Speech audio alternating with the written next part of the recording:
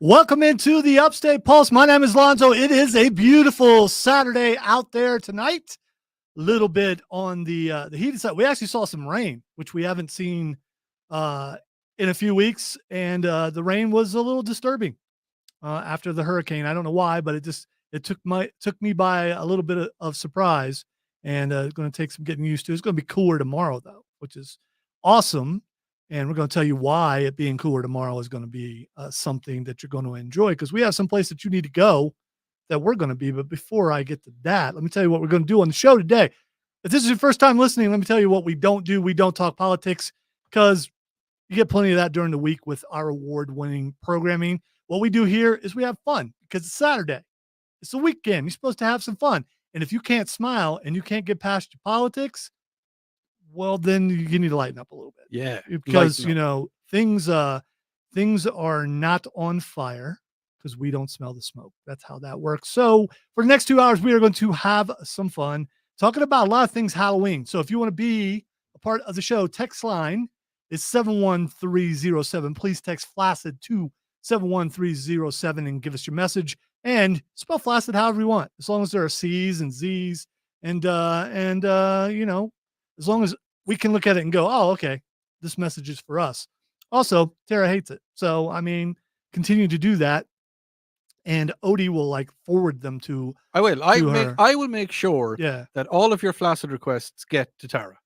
There you go. You're the Flaccid Ferryman. I am the Flaccid Ferryman. It's full circle. Everything has come full circle.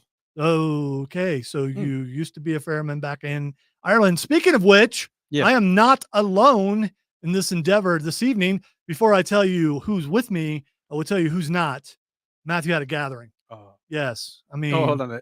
A gathering. He had a gathering. He did. And because, when he has a gathering, he can't be here, but he will be with us tomorrow, which we'll talk about in a minute. Gathering. Let's tell you that Cameron is here today, and he's dressed up. So you need to check it out, because what he's wearing is bugging Odie to death. And it's so much fun. Ooh, I like this music. Come on. Come see the attraction that is me, Cameron. Is he close enough to the mic? I don't know. Am I? I can hear him. Okay. All right. Just like in body, Pappy, big time. Oh, come on. Come to see the attraction that is me. Hello, ladies and gentlemen. Yeah, that wasn't really Pappy, but that'll work. Yeah. Also joining us. Well, I thought you meant project like Pappy. Okay. All right. Fine. Pappy will show up later on. Odie is here. There comes a time around Halloween where every good Irishman needs to settle down and come in and talk on the radio box. And if you can't get him, well, I suppose I'll do, Yeah. This is my inspirational music, by the way. Okay, I was just wondering what a radio box is. It's like a TV box, like a telly box. Okay. The Scottish people have if you talk to a Scottish person, they'll say, I want to see you on the telly box. Do they really? They do. Do they? Scottish people do. So they don't mean the Teletubby belly box? Time for Teletubbies. We have an affirmation person in the room. So now anytime you say something, I can look at that person and they will nod or shake Irish their head. fact checker. Yes. Yeah. So anybody we finally retrieved an Irish fact checker. He doesn't want to come on air, but we do have Brian, who is here in the studio with us. He's nodding and giving us a little wave at the minute. But I'm gonna, every time you say something, I'm gonna be looking at him to find out if it's fine. Yeah, I'd look at him, but I can't see anything. It's not entirely a bad thing. It was last night when we went for barbecue food. Wait a minute. Yeah. You don't call it barbecue food. We went for barbecue. Thank you. There we go. And the poor waitress that was serving us, first of all, she said, "Are you guys Irish?" And we're like, "No, not at all. We were from Texas." And then we told the waitress that we were over here importing leprechauns. And she believed us. Were you in Pickens County? Not going to say where we were. You were in Pickens County. Go or still believe that. Not going to say, but we definitely. Did they say, long as them leprechauns wearing orange, they're going to go Tigers? You are aware the importation of leprechauns has been illegal since 1960. No, yeah. Remember the Irish Mafia? Remember? You don't say nothing? Yeah. Okay. But yeah, that poor girl, we had her convinced that we were importing leprechauns. Yeah. If you were to import a leprechaun, why would you be importing them? Is this to launder their gold? Are you laundering gold flight from Dubai? I I can neither That's it. He confirm. flew the jet plane to Dubai so he could smuggle leprechauns into America. I can nearly Yes. I can neither confirm nor deny such existence of mythical creatures who are very real and stow in the overhead compartment very nicely. Well, I mean, I would think they would have some sort of pocket dimension because they have to go somewhere when they're not where we can see them, unless they're on a different plane and actually there, but No, not they were on there. my plane. They were Okay, on my plane. all right. I mean, Yeah, no, I don't. your jet endorse them. plane to Dubai. Yeah. Yes. Well, they were leaving on it, you know. Joan Baez was there as well. I got him for once. No, because I just was picturing Joan Baez being attacked by leprechauns, and it was just for some reason it was a joyous occasion. I'm too young to get the reference. Joan, come here. I want to attack you. And then they go Jeff Jarrett with her guitar. All right, so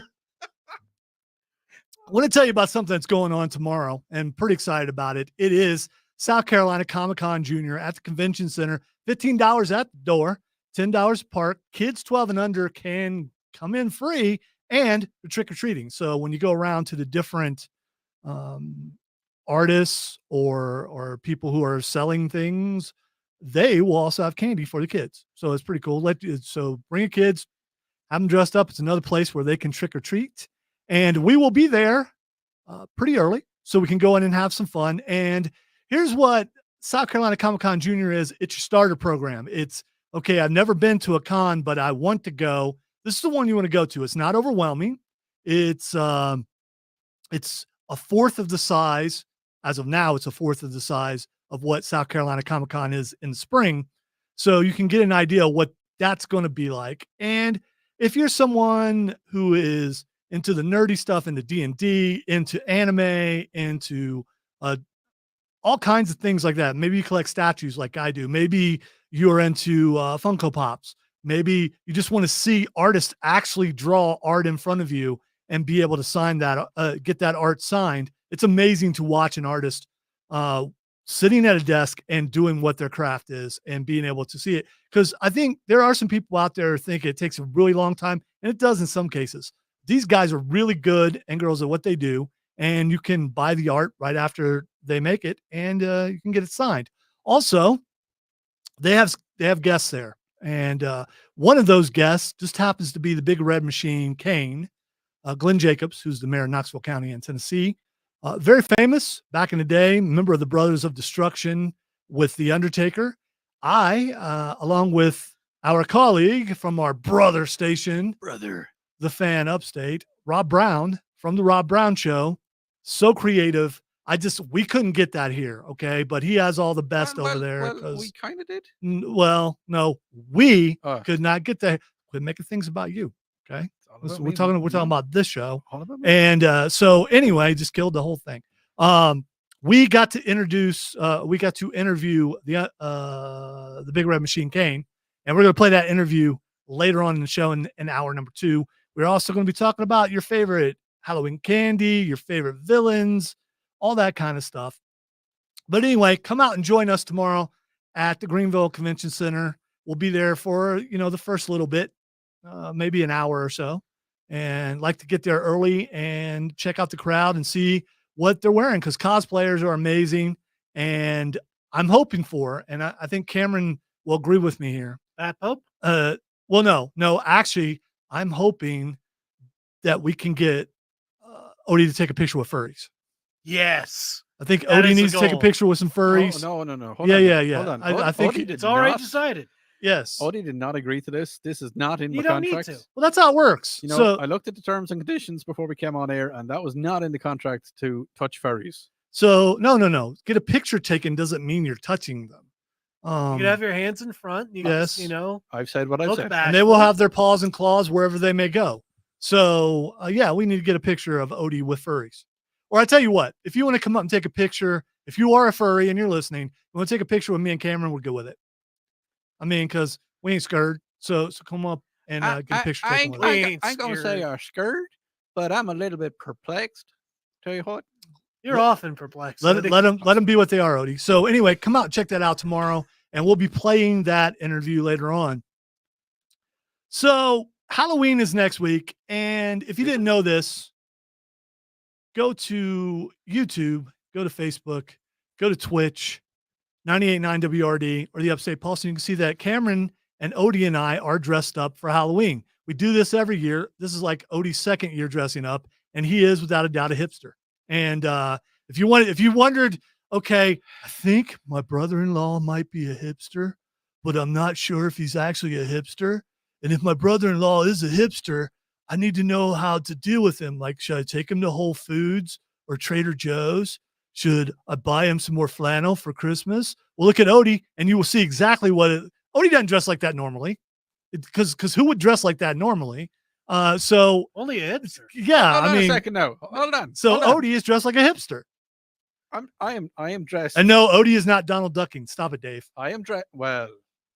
Well, we can't see. That's a totally different kind of show.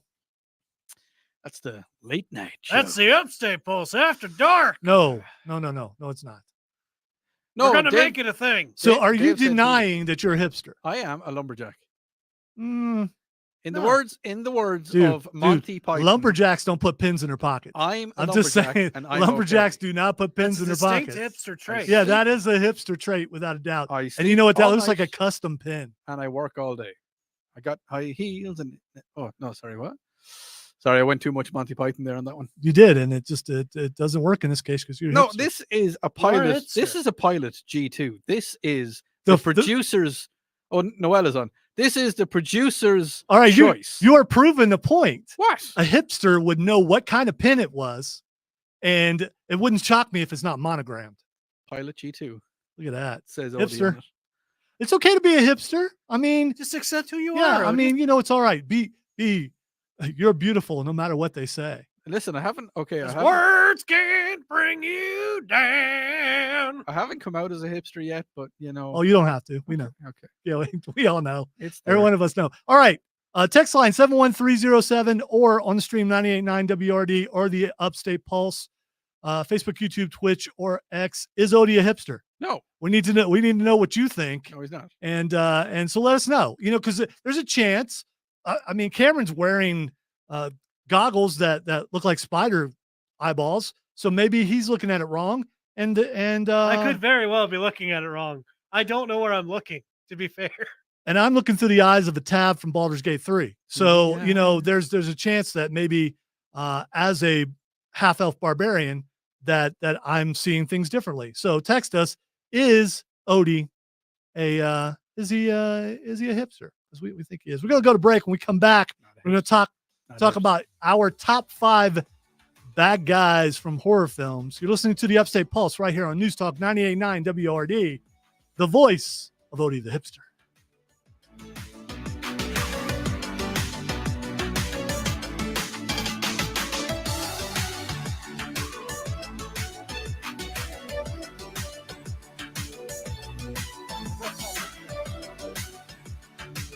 No, you're playing the music that's required. Do you want me to drop the headphones while we're in? No, I'm turning mine down. Oh, okay. Yeah. Because I didn't think about that till now. Yeah, that's Yeah. something. So it's I like, don't think that's true, Wow. Chris. Furry. Chris is saying anyone who can ride a horse is not a hipster. that's not true. Hipsters No, can ride Chris. horses. Yeah, buddy. He knows. He knows. What does he know? I thought you couldn't ride a horse anymore because you fell off a horse and broke all your bones. I did, but because of your Viking incident. yeah, but I got back on. That's not what you said. You said you were nervous around horses. I am nervous on them, not around them. Oh, okay. All right. Like I can be on a horse and nervous, but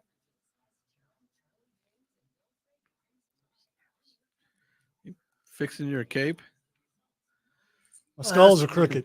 But if it's a furry horse, then I'm going to be a little bit afraid. Why? Well, because Listen, I have no problem with furries. I'm just curious as to where they put their tail. That's it. I mean, you can see the tail. No. Look, we're gonna break your fear. Wow, we're getting some Don't furry texts. Yes, we are. Textuses. worry. Texties. What's the No. What? texties? Lots of texties. The daggum texties. Remember, you got to check your texties periodically. Uh, What is the second? Especially one? when you hit the year of 40 years of age. Check your texties. You go. Well, you had a doctor to do it. Dad, Well, I why- mean, you why could did do the- no. See, here's the thing. They recommend to check your texties on your own first, and then you get possibly a significant other or a doctor to check out your texties. All right. In all honesty, you should get that checked. What Of course, is I just did that thing that I hate. I said, in all honesty, as if I'm lying all the time. at the end of the day? So I'm not, because if I was a liar, Well, we I were wouldn't What's be. the second yeah, one? yeah. What's we were what's doing a bit. patch hula? What on the text? Dear God, I can smell the what? Patches O'Houlihan. No. Can you dodge a wrench, Odie? Patchouli, man. What's patchouli? What is patchouli oil? I know in the song "The Year of the Cat" they talk about patchouli, Year of the cat. which I love that song. What is patchouli again? It's she burns incense and patchouli, so it's I'm guessing it might be an opioid, but I'm not positive. That's not how you spell it, but still, phonetically it works. Irish fact checker. Can you tell us what patchouli is? It's not necessarily Irish. Oh, it's not. No, Patchouli oil. Oh. Patchouli oil. She Oh, spells okay. it right did she? Yeah. How you know it's she? because it smells like a she. Patchouli oil benefits. Uses for Out of context, it's very creepy. relieving skin conditions such as I think dermatitis. I think it's a different thing.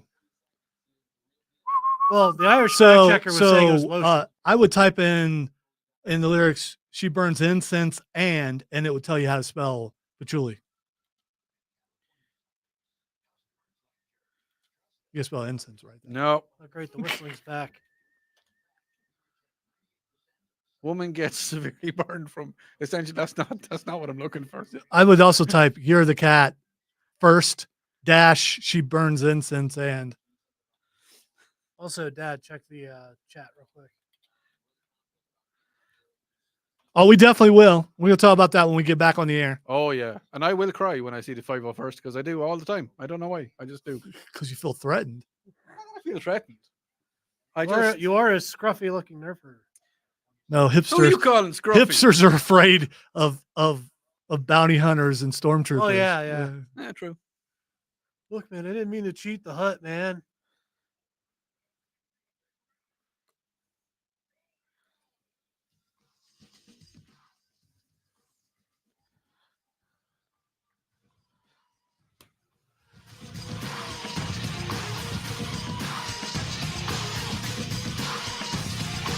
Welcome back into the Halloween edition of the Upstate Puls. Bonzo and Odie and Cameron here. Matthew is on assignment at a gathering.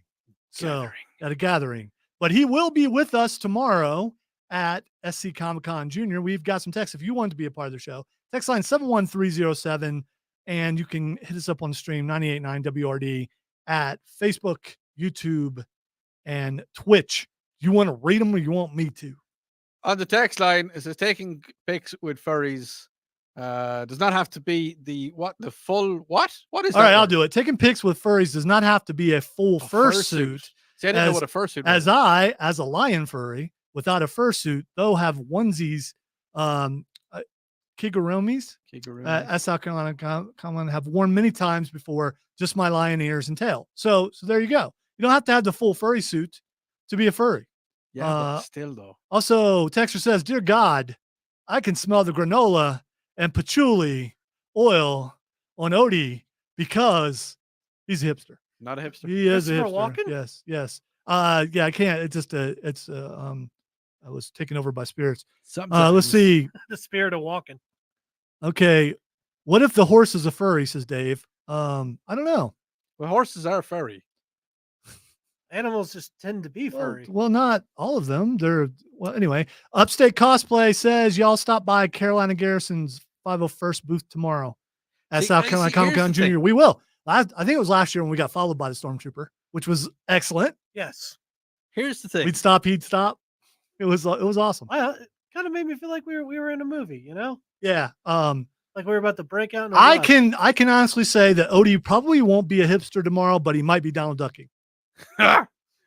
Here's the thing. Whenever I go and see the 501st, because of the amazing stuff that the 501st do, the fact that they go into hospitals and they look after kids that are sick and dying, and they go in and they bring their mood up. They make them feel better for even just a small little bit of time, and they do a lot of charity work. Whenever I see them, I get that, that lump in your throat, and it's kind of like, you guys are amazing. And whenever all that stuff is amazing, Mhm. but also when I see them, I'm a little kid again. Yeah. Oh yeah. Back in 1977, watching Star Wars Episode 4, seeing stormtroopers for the first time, and there they are right in front of you. Oh yeah. And they make their own armor, Mhm. and which is really cool. And also, I love the Mandalorians and There's those so guys. many different kinds of paint jobs and like armor sets and stuff that they have with that.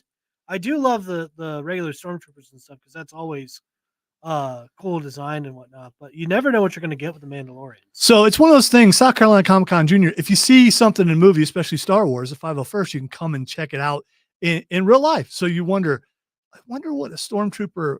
What's that feel? You might want to mention to them if you're going to touch their armor. They will let you touch their armor.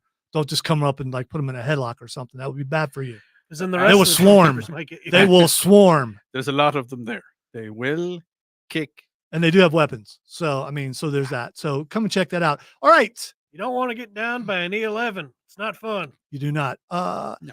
Top 5 horror villains growing up as a kid, or even now. Yeah. See, my thing is now is it's really hard to scare me in a movie, just because I'm not like Odie. I don't have IMDb credits or anything, but I do understand how makeup and that kind of stuff works and special effects and things like that. So I have to really be, and we were talking about immersion before we went on the air with video games. I have to really be immersed in a movie for it to get to me. So the ones that scare me the most are supernatural movies. I'm going to give you my top 5. If you don't have 5, do we want to go our 5s first and do that? We can do our 5 Because Cameron wasn't ready. So, but I'm sure he'll be fine. You can go ahead and give me your top 5. My entire top 5. Yeah. Okay. My number 5 is Horace Pinker. Horace Pinker was from, nope, can't remember. Okay. Horace Pinker was the bad guy in a movie called Shocker. Okay. And Horace was, he had committed a bunch of murders. He was electrocuted. Yeah. But he he was able to jump from body to body. This was before any other movie did it. He also was able to get into the electrical outlets. He became electricity. Oh, I remember. And that. he was, Yes. he was fighting the guy who just ended up being his son, who was a football player, through a bunch of different sets, TV sets, including they're banging on the window glass of a car, going, Beaver, let me in, from Leave It to Beaver. And because they were trying to get in. It was an excellent movie. And he had a limp and he wore an orange jumpsuit and he just was really, really creepy. So who's your number 4? So Number 4 is Freddy Krueger. Because, at first, the first one, Freddy was pretty scary. Yeah.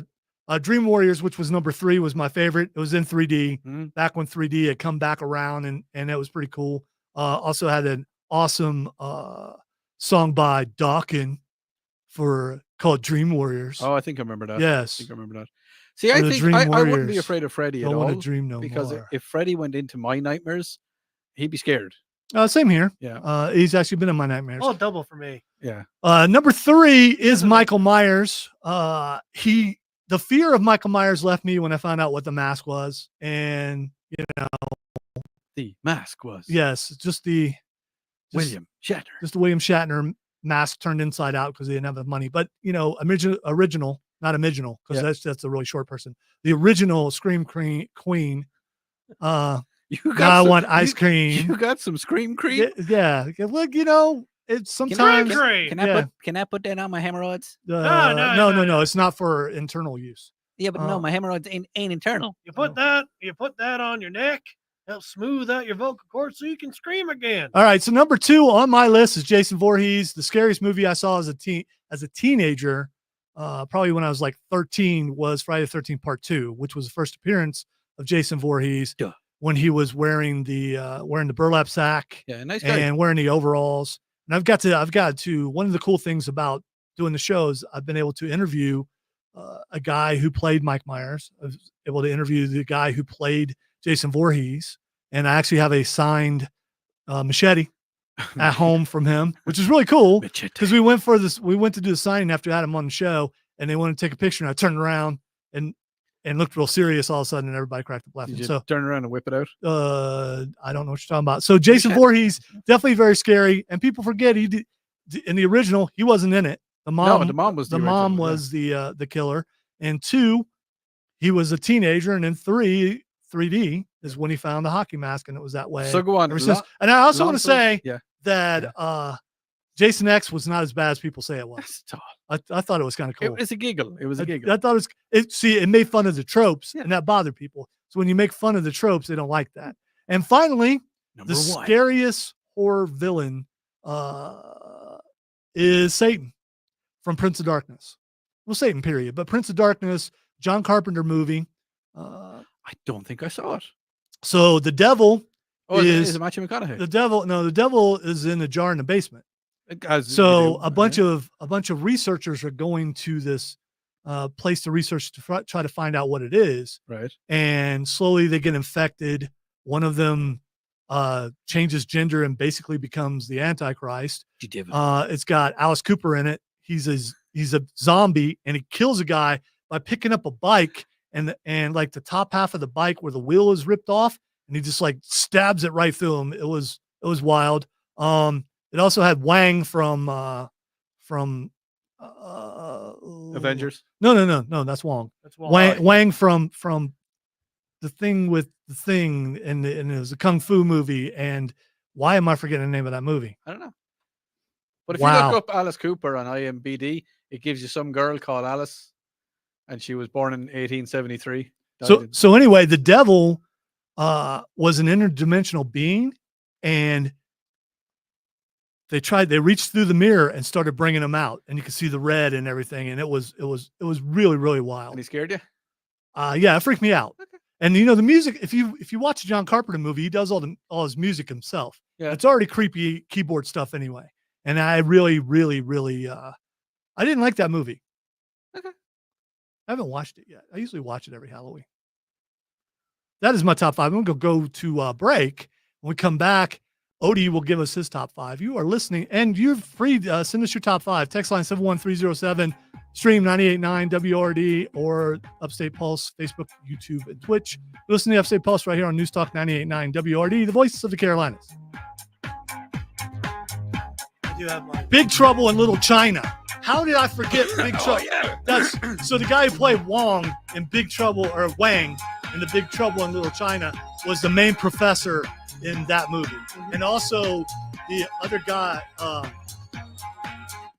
Kurt Russell's buddy, he was also in that movie too. And Oh, yeah. yeah, so there's I hadn't seen him in anything else.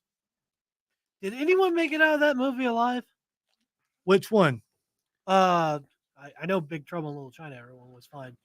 But Prince of Darkness, yeah. Although the dude kept having dreams about being visited by his girlfriend, and they were projections from the future, but she was actually with Satan, and and at the end of the movie, he started trying to reach his hand through the mirror. oh, bring that's her not out. good. That's never Yeah. a good ending.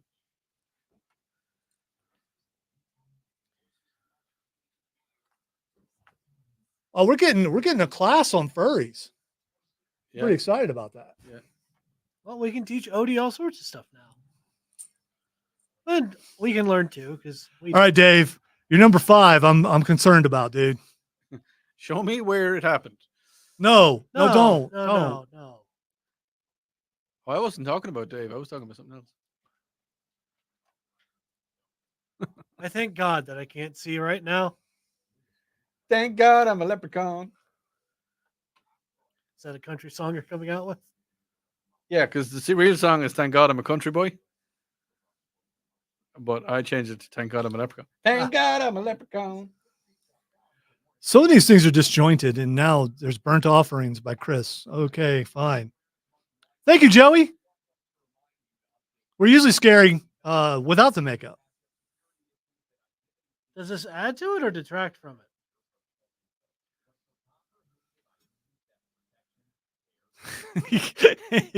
That would make the gym teacher a villain, Dave. You're right. it? Absolutely. The dreaded exercise. Yeah. My gym teacher gym teacher was a drunk, so we're more scared that he's like, all right, lead calisthenics, and he would go back and like drink something out of the thermos, and we were all supposed to believe it was coffee. Uh-huh. His eyes were really red, Is it- but he was a large man, so you did what he said. So here's the thing. I'm just after finding out something. A very good friend of mine over here in Merca. You know the way you have America. photographs associated with your personage when you make a phone call to somebody? Well, this is the picture that comes up on his phone when I call him. It is a leprechaun holding an assault rifle. Okay, I so thought that encapsulates which it pretty leprechaun well. was that? Was that Leprechaun 6 or was that Leprechaun 3? Was No that idea. Leprechaun in space? I don't know, but he looks pretty cool. Nope, Leprechaun in the Hood. That's the one it is. Cause the boys in the hood. There. I should stop. So, Odie, are you going to read about the furries on the text line? You can read all about Okay, the I'll do furries. it. I'll do it because I'm not scared. No, I'll do it. I'll do it. I'm not afraid of them. I'm just a little. Oops, kind of Trey. At least you got a preview, dude. At least now you know what's going to be there tomorrow. You're not reading what Trey said on the. Well, you know how to get there. There's a dry run, you know? Come say hi to us, Peter Early.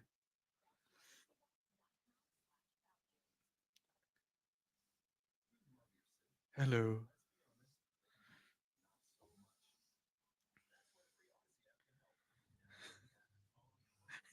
He says, I am the hood.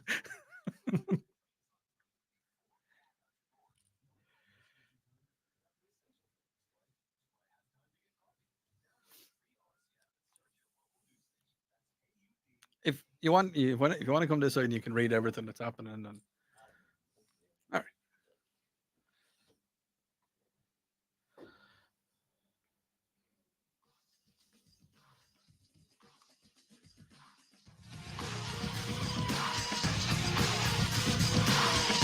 Welcome back into the Upstate Pulse Halloween edition. Lonzo here, along with Odie and Cameron. Matthew is at a gathering. This is our Halloween special, as I said. We're talking Halloween movies and candy and all that kind of stuff. And by the way, yes, Dave, I am forsworn. Cameron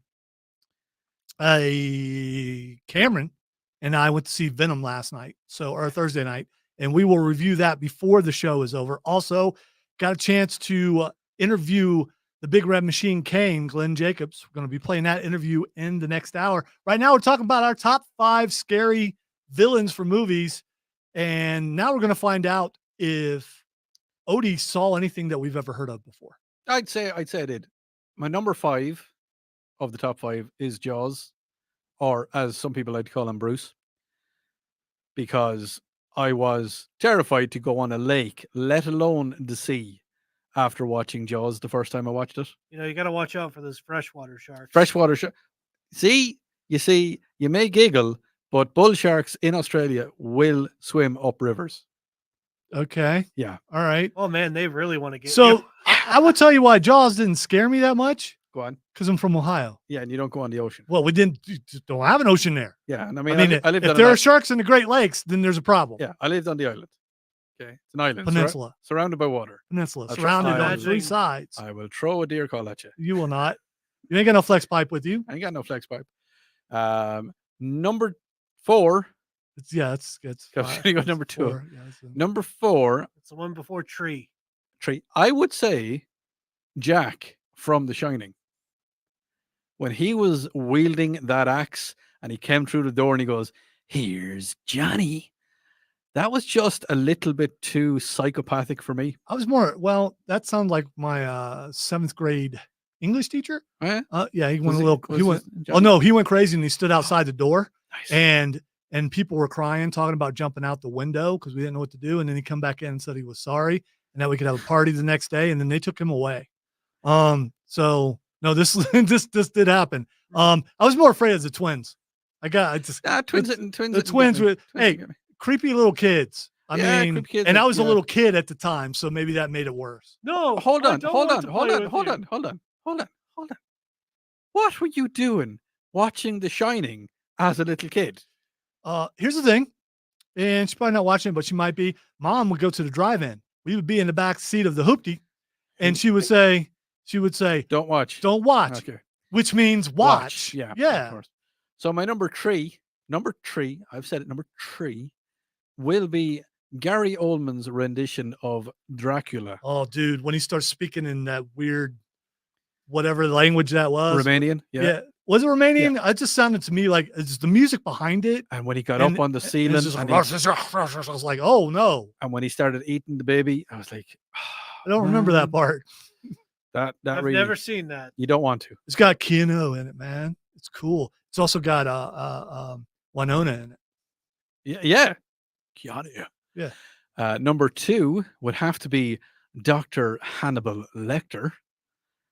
I gotta admit, never seen it, but I know all about Yeah. it. You've seen so many. It's another one of those movies where I didn't see, but I've heard every single piece that happened in the movie. So there's no point in watching it. The reason Hannibal Lecter scared the living daylights of me so much is that he was He's so British. Welsh. Oh, okay. No, I like him. He's Welsh. Wait a minute. What's the difference? He's Welsh. He's from Wales. Wales. Ah, Where's that at? Beside England. Okay.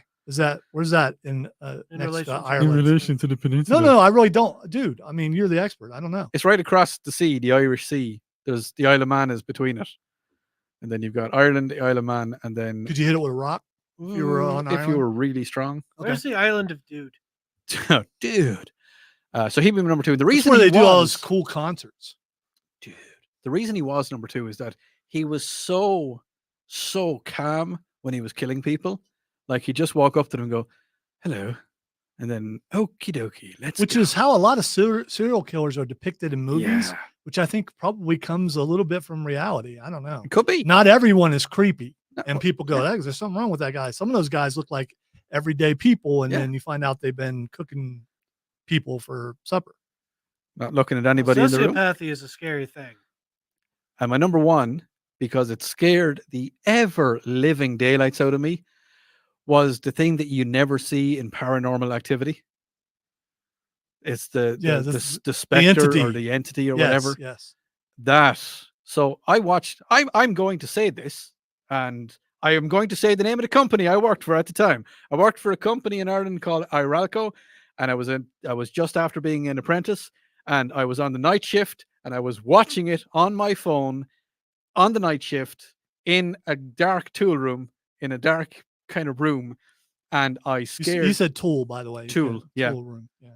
and I scared the ever living daylights out of me. It was in the middle of nowhere. It was an old building that was reputedly haunted, and I decided the best thing in the world to do on the night shift was to watch Paranormal Activity. Well, I mean, Ambiance, you know? yeah. Oh yeah, ambiance. I went over to the main part of the factory and stayed there for the night and hung around with the people that I didn't probably like because I just did not want to be alone. Well, maybe Joey, the what's ghost- up? The ghost will get them first. Yes. Yeah, there was a guy, John used to work there, he was a supervisor, and I went over, "Hey John, how are you, buddy? I'm just gonna hang out with you for the night." "Oh, you don't like me?" "Don't care." Odie, why are you hugging me? Not scared at Why are you all. shivering?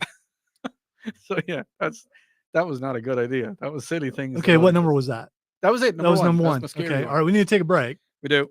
And Chris on stream says, when I was a very little kid, the stuff from the 7 Voyages of Sinbad scared me. You know what? The claymation stuff, The but still, skeletons, the skeletons, when they came out of the ground, saw that at the drive-in too. That kind of creeped me out as a Uh-huh. kid. You listen to the Upstate Pulse right here on News Talk 98.9 WRD, the voice, Carolinas. Cameron, you got 5? I do have. Okay. Have a list. Don't know what to say. Bram Stoker, who wrote Dracula, was Irish. He was. Did you text that? Are you sure?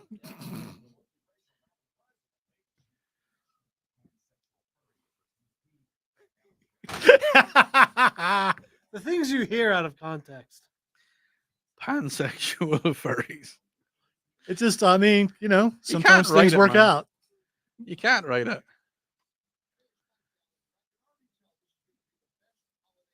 What's Yeah, the tall man. Oh, I got to talk about.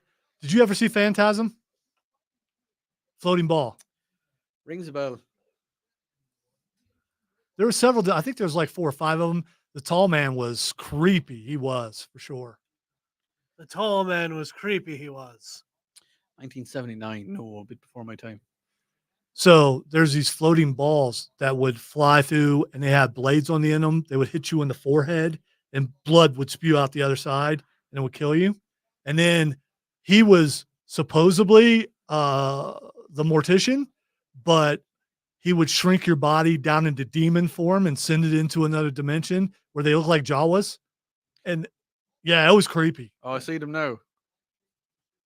Oh, he's weird. He got big receding hair. He was huge too, and he had.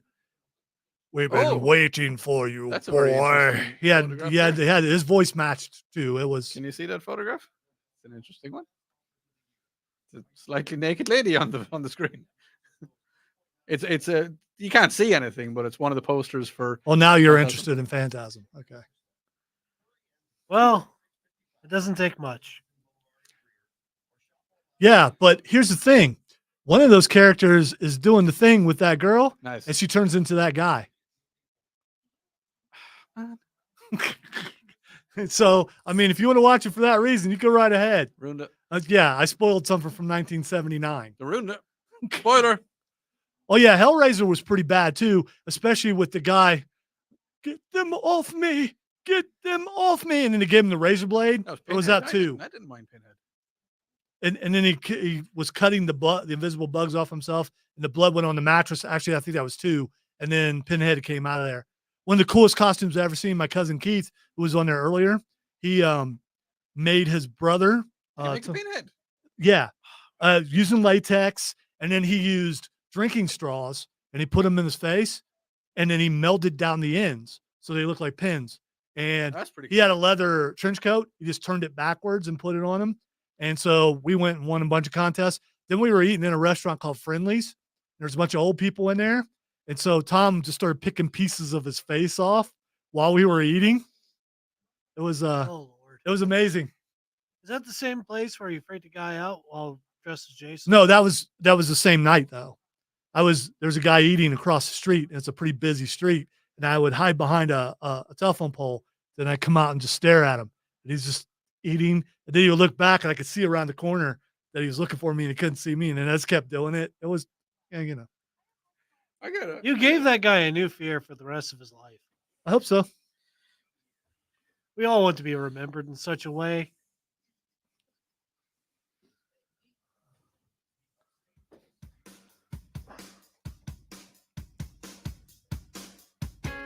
Welcome back into the Halloween edition of the Upstate Puls. Lonzo here, along with Odie and Cameron. And we're talking about our top 5 horror baddies back in the day. Texter says, love the show, guys. Why wasn't the Leprechaun mentioned? See, that bothers me. He doesn't The even fact scare that, me. I mean, come on. He doesn't. So we've asked you before if that's an honest depiction of what a leprechaun is. Yeah, and it's not. Okay. All right. All right. Cameron has his top 5 horror baddies of all time. All right. Well, to start the list off, we got Michael Myers. Just the slow methodicalness of him and the piano music creeped me out as a child. Whenever I would hear that piano music, it would always give me chills. That's how you know something scares you. Freddy Krueger is number 4. Something that can infiltrate your dreams. As a kid who had a lot of nightmares back in the day, that was not a fun prospect. He might have been in 1 or 2 of those. Thank goodness I got better dreams and beat him up a little bit more later. Number 3, the Salem's Lot vampires. Like watching that was a TV special, Dad. It was a TV special. Yes. Watching that made me freaked out of Windows. Yes. Because it Just gave me just a terrible. all right. See, fear. that's my fault because I told you about how it scared me so much as a kid, and then I let you watch it.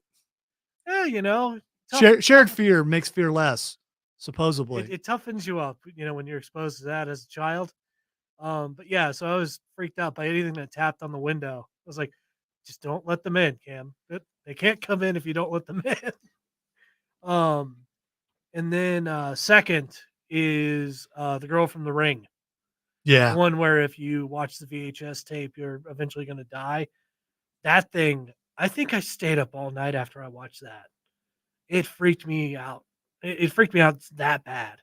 Also, as a little sidebar, me, a buddy of mine, and my mom went and did like a Halloween attraction like soon after that. We were dressed up and they were doing like different things, like, clowns with chainsaws, all that. I think it was at the mall. And then there's just a couch. We all sat on the couch. There's the TV in front of us. The TV starts flickering. And then ooh, I That feel was like nothing. that's a noob. And I feel like, well, anyway, lights started flickering, and then she came out of the TV, and I'll say there's a moment of cowardice, and we ran. And my Yeah, but mom, when someone comes out of the not the TV, swiftest sprinter. when someone comes out of the TV, they're just new friends that you just haven't met yet. Mhm. I was a child, and not quite as brave as I am now. And then number one is Pennywise the Dancing Clown from the original It TV series. Tim Curry or TV Yeah, Curry. Tim one. Curry, Tim yeah. Curry, for sure. See, the thing is, Now that made me scared of shower drains, because fully expected him to just like, hello, fat boy. What's the matter, girly boy? come down here. It's about a Bill. But the thing is that I could not be scared of Pennywise, the original Tim Curry Pennywise. Well, you're an adult by then. No, but even still, because every time I seen it, I just seen Dr. Frankenfurter. And I was just kind of like, How does that not terrify you more of that coming out of your shower drain? because it's the Rocky Horror Show. Yeah, Did you throw rice at him if you do that? I again, shoot him with my squirt gun. See, the thing is, it is one of the scariest books that I've ever read. I can imagine. Yes. So I read that book when living in an apartment with my sister, and she wasn't there a bunch, and TV broke. So there wasn't nothing else to do. And my mom just happened to find the book. She's like, "Do you want this?" Like, "Yeah, I'll read it." And yeah, I worked night shift. So when I wasn't working night shift, you're on that pattern. So you stay up anyway. And just, at 3 a.m. reading it can get to you a little bit. Absolutely can. I think the books.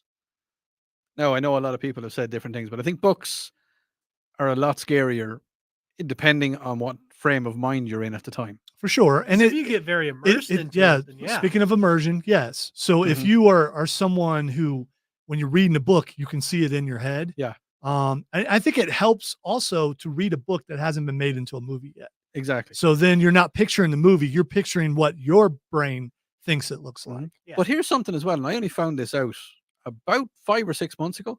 There are people out there that cannot visualize something.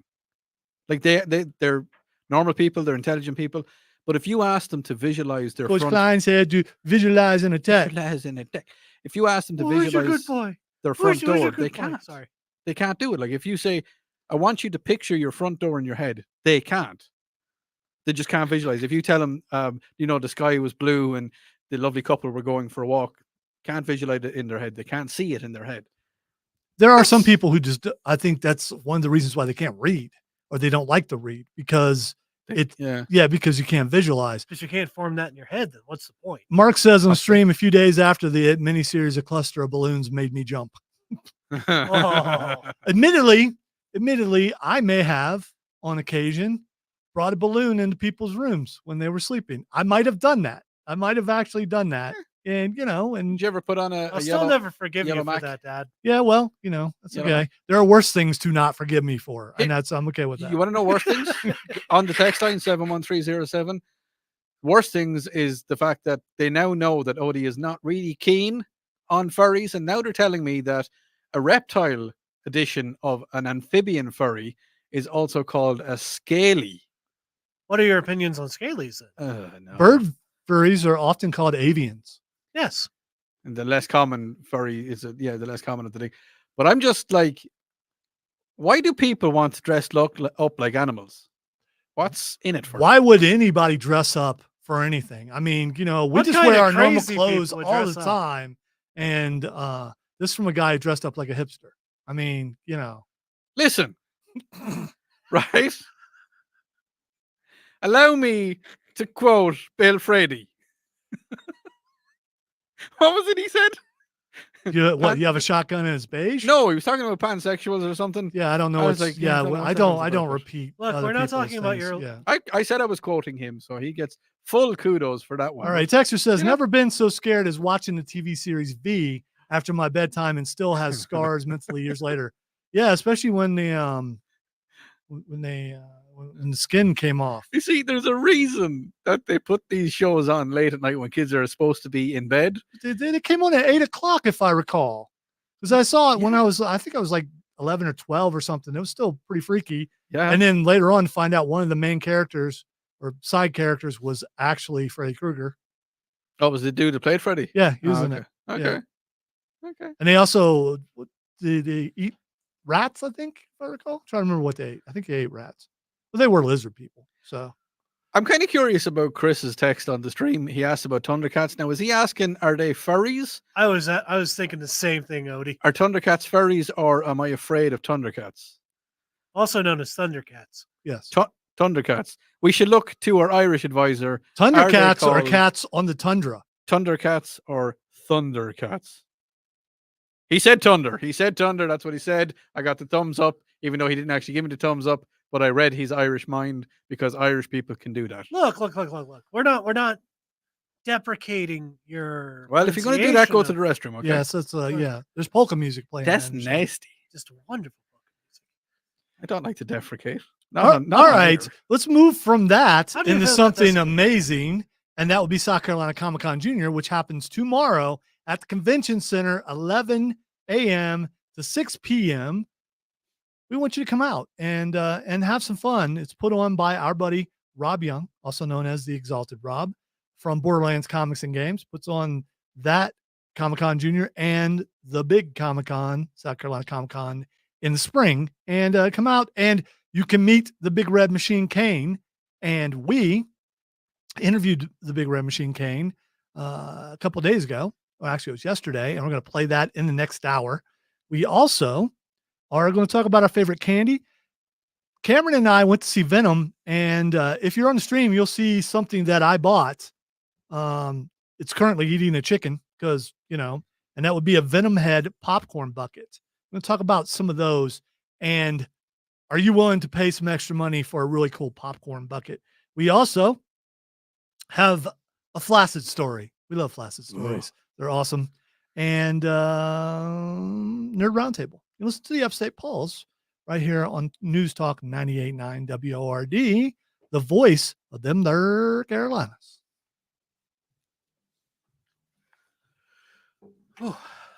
Just like that, hour one is done.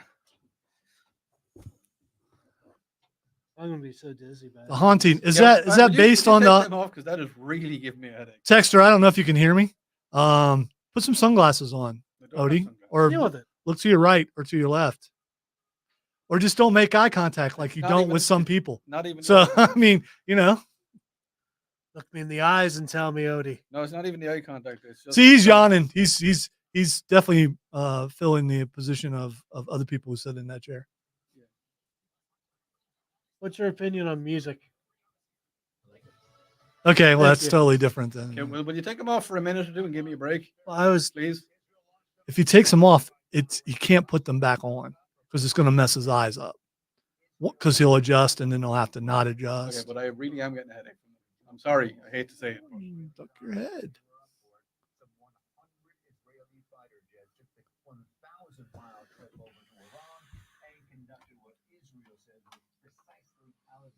Cameron, turn your head and look at me. There we go. Get the side view on the camera. It's a side view. I feel like they're just gonna be seeing the back of my head. Chris, I can't speak It's a for nice back for of the Rob head. Brown about the furries. I have talked to him about them and about how there are people seeking acceptance, and sometimes, as someone who still has trouble with acceptance myself, sometimes wearing a mask makes you feel a little more safe, and you find out that there are other people who wear a mask, and it makes them feel a little bit more safe. So I take it as a lot of people with acute shyness, and this is their way of being able to get out and have some fun. And they've broken up robberies before. What? Yeah, Yeah. furry vigilantes are a thing. And I know I hope to God there's one called the technically, Paw you know, Patrol. technically you could look at Batman as a furry. He'd be a scaly. Bats Yeah. are mammals. Bats are mammals. Yeah, but he's got skin. I feel like you just defeated your own argument there, Odie. Don't make me look at you.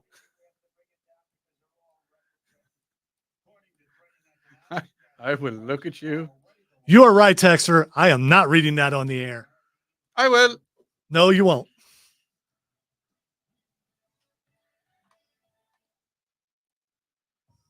You should read it.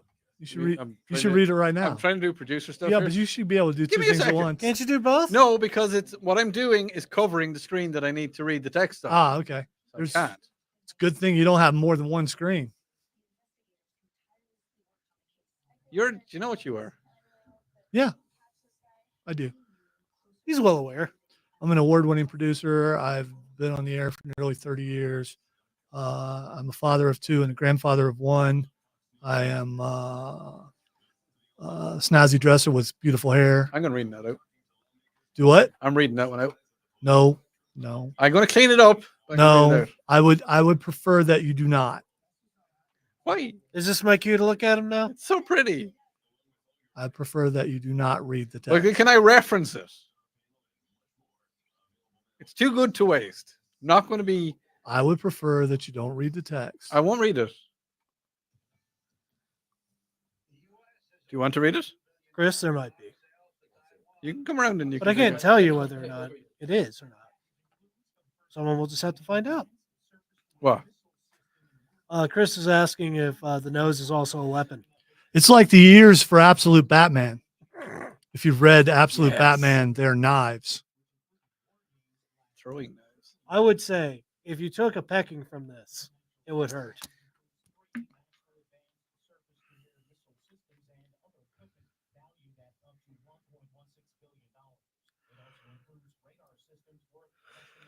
Do you know what other movie? It wasn't frightening, but it was kind of was remember Peter Jackson's one of his first films, Brain Dead? Didn't see it. That was. Oh yeah. He was nasty in that. Yeah, because all the girlies with the boobies hanging out. Mm.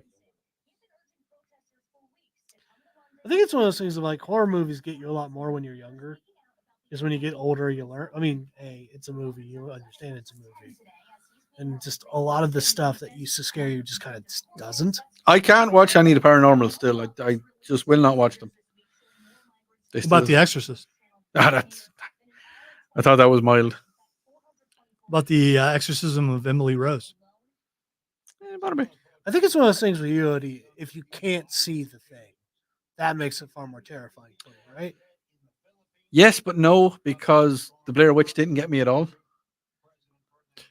I mean, the only good part about that was the last minute.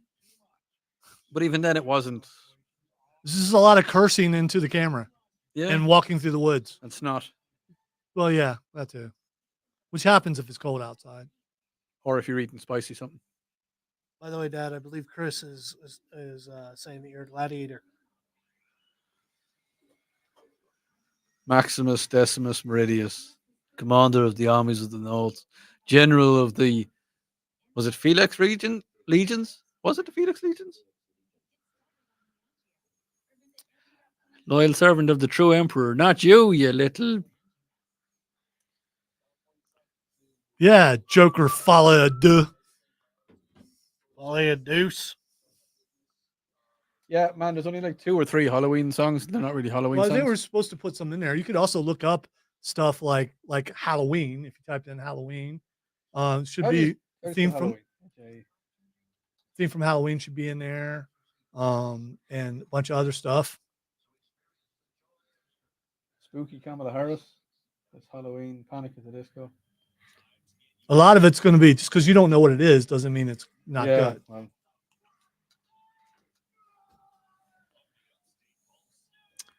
Oh man.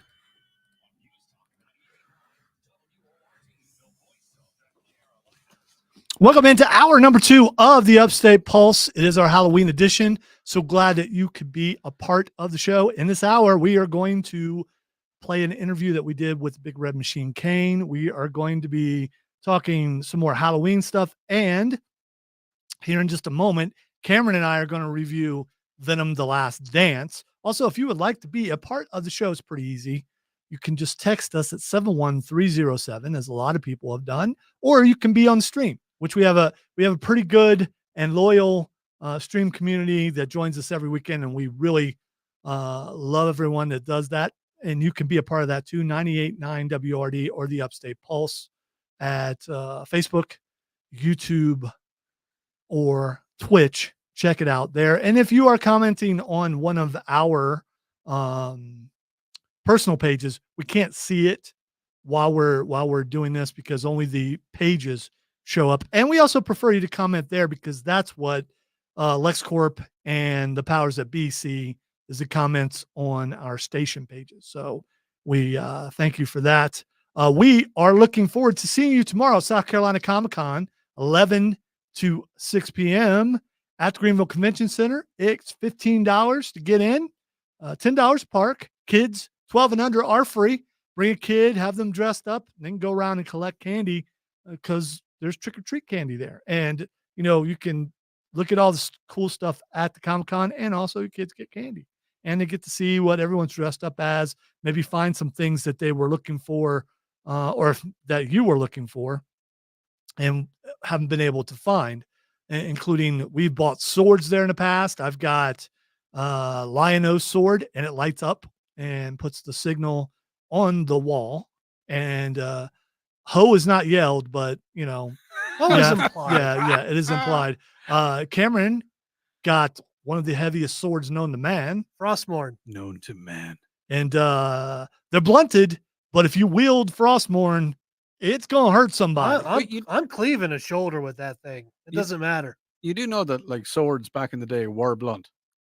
No, Yeah. I don't. know that. Rapiers were the only ones that were actually sharp. What about epis? Epis? Epis. EpiPens? They No, sting. epis. Epis. I think it's called an epee or Epis. I don't know what that is. EPEE, I believe. Okay. No, I Look it up. is it a foil? Look it up. Okay. I believe it's a kind of. I mean, you have a computer right there. I'm just saying. EPP. No, EPEE, I believe. E. Oh, there is an epee sword. Oh, it's used for fencing. So no, it would not be sharp. Okay. Maybe the swords back in the day might have had a sharp tip, but no. How about a scimitar? Scimitars are sharp because scimitars are for slashing, whereas a claymore is not sharp. It's used for blunt force trauma.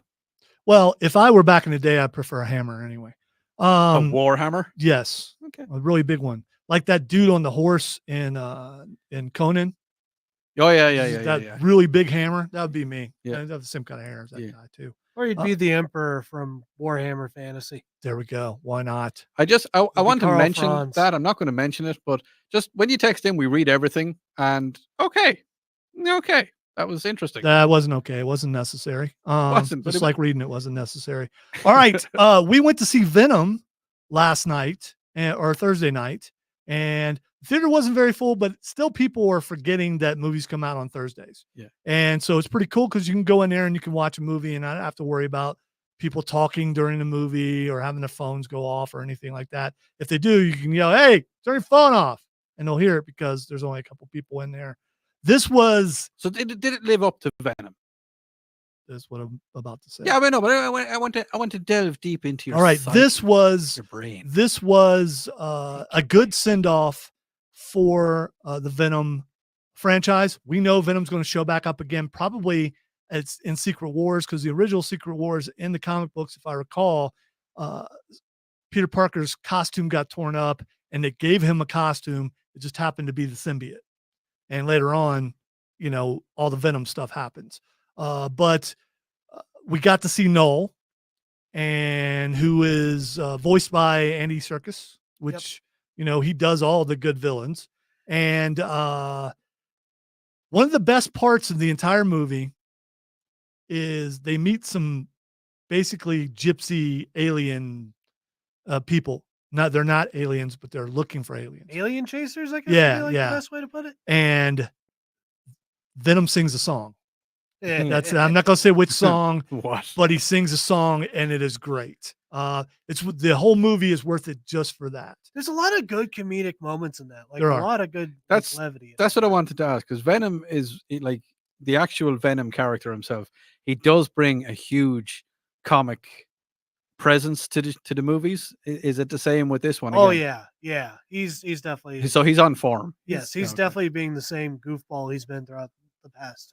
The movie wasn't too long. The CGI was good. Was it perfect? No. We were watching it in 3D. Really wasn't made for 3D, and you got to pay so much extra to watch it in IMAX. And IMAX movies are on a little bit later. I wanted to get in there a little bit earlier since I have to get up so early for work. I will say this movie was a lot more brutal than the other ones were. It was, Ooh. and it is better than 2 for sure. Yes. Had such high hopes for the second Venom because Carnage was in it. And they And toned down Carnage so much. They did, and they had to, because Carnage in the comic books is so Honestly, much worse than that. Did they? Because of what they did with this one. I feel like it's worse than Carnage ever did. In the It second was. movie. It wasn't. It's the last one, and allegedly, it's the last one. Was there an after credit scene? There were 2. There's a Whoa. mid credit and an after credit, and I'm not doing that thing where you got to stay. It's life changing. No, both of those scenes were good, especially the last one, because the last one is what a post credit scene should be. Yes. For sure. All right, we're going to take a break. When we come back, we have an interview that we were able to do a couple of days ago with, actually, it was yesterday, with the Big Red Machine Kane. You are listening to the Upstate Pulse right here on News Talk 98.9 WORD, the voice of the Carolinas.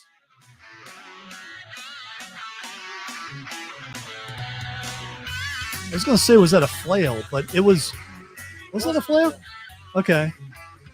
For some reason I was thinking of mace. Maybe I'm getting something. You're thinking of Sauron. Okay. Sauron had a mace. Yeah, the that's Witch I was King thinking had of a Sauron. flail. You're right.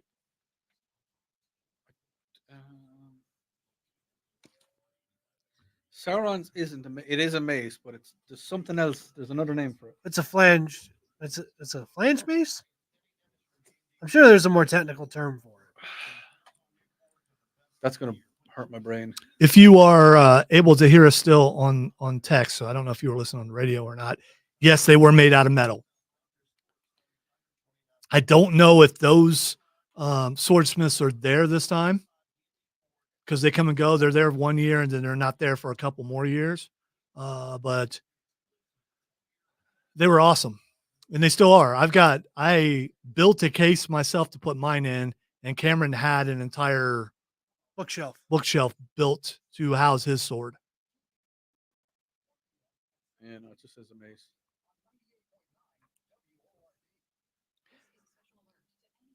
Yeah, I can't believe that they're still on, Chris. I thought they would have fallen off by now. Now I'm concerned that I'm going to rip off my ears when I rip them off. Oh, that scared me. What, Thought I had Dad ripping something- his ears no, off? I thought I had something in the wrong place, and I was like, "Oh no!"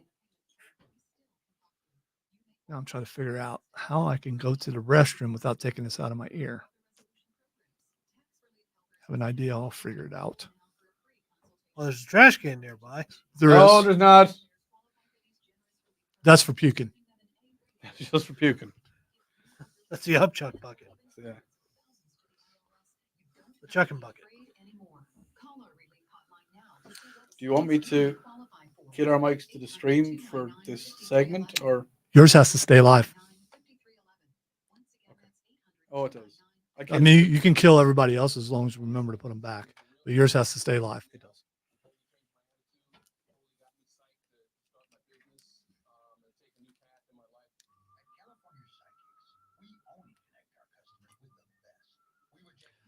And they're not demon ears, man. They're elf ears. 'Cause I'm a half elf. Because real elves couldn't be this big.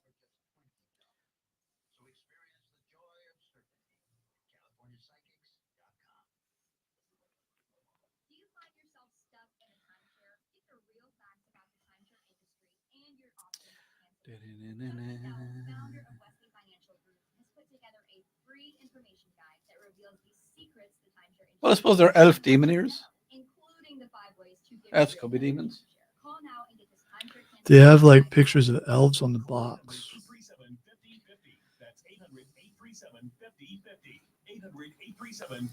These are more like elves from video games. Has been pre-recorded. Hello.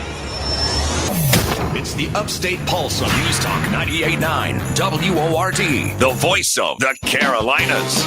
Welcome back into the Upstate Pulse. Lonzo here along with Rob Brown, and it is a special time of year. Always look forward to it. It is time for South Carolina Comicon Junior. If you want to come out and hang out with us, because we are definitely going to be there, make sure you come by Sunday, 11 to 6 p.m., $15 at the door, 12 and under are free. And since it is Halloween, no better person to bring in than the big red machine, Glenn Jacobs. Kane is joining us right now on the show. So excited that when I answered the phone, and Rob's making fun of me because I basically said, Mr. Kane, sir, how should I address you, Mr. Kane, sir? Man's a legend. I gotta admit, I'm a little nervous about this interview. Don't be nervous. It's all good. Can I do the full intro about a 3-time world champion, WWF championship, 12-time world tag team champion, a WCW tag team champion, a WWE tag team champion, a WWE Grand Slam champion, winner of the Royal Rumble match, and inducted into the WWE Hall of Fame back in 2021. That's a solid resume. Well, thanks. Yeah, if you want to keep going, that'd be wonderful. I appreciate it. Thank you. I'm no Samantha Irvin. I'm out of gas. Yeah, I'm a little shocked he did all that in one breath. I really am. That's impressive. It is so cool to have you on the show. I want to start off asking a question, and it's something that I've always wondered. Back in the day when you guys were traveling between shows, what's the most weight you ever had in one car as far as other wrestlers in there with you? That's a good question. I used to actually travel with, it would be me, Mark Henry, The Rock, and D'Lo Brown. So you're pushing, I was 300, lower 300 pounds. Mark's 400 pounds. Pushing about 1,400 pounds, I guess. I was going to say, D'Lo at some points seemed to be a little bit heavy also. Rock, never heavy. Yeah. So what kind of car was it usually? It was a minivan. It was not cool at all. Did you ever get out of the minivan and do the D'Lo Brown head shake a little bit? I feel like we've all tried it at some point. I never did. I'm sure D did at times. So when you're in that car and those guys are in it, who's driving? We would basically switch out. So it'd be whoever. D'Lo drove a lot. I think I drove a lot. We didn't let Mark drive too much. He was too big. So. Speaking of cars, I want to talk to you, somebody who is a legend that has transcended different eras of wrestling. Lonzo and I were talking about this before the show. The concept of kayfabe from days when you and The Undertaker, the Brothers of Destruction, etc., to what I kind of feel is like a new age of wrestling that is evolving where the talent is able to kind of bleed their personas, their real life, and their characters into kind of this meddled in the middle thing. I got Kevin Owens shooting, TikToks in the front of his car, but it's kind of a bleed over into his character. Do you think characters like Kane and Undertaker could be successful in this new era, whatever it ends up being labeled, of professional wrestling? Yeah, I don't know because obviously, we're characters.